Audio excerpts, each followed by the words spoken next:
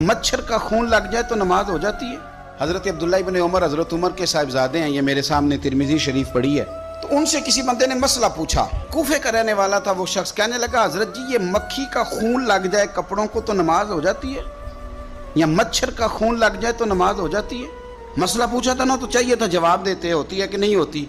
तो हज़रत अब्दुल्ला इब्न उमर के चेहरे पे जलाल आया, फरमाने लगे तुमने मुस्तफ़ा का नवासा शहीद कर दिया है, अब मक्खियों के खून का मसला पूछते हो।